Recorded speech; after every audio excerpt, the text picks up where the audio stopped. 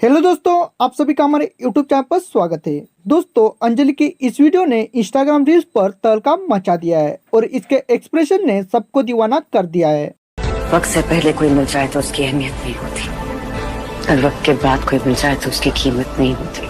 अंजलि के एटीट्यूड वाली वीडियो ने बड़े बड़े स्टार का एटीट्यूड तोड़ दिया और इसका एटीट्यूड भरा परफॉर्मेंस तेजी से वायरल हो रहा है। अंजलि के इस एटीट्यूड भरे परफॉर्मेंस के साथ में इसके कॉमेडी वीडियो को भी देख लेते हैं। मैं अपने आप को श्राप देती हूँ, मैं जो भी कपड़े धोऊं वो मैले रह जाए, जो भी खाना बनाऊं वो जल जाए।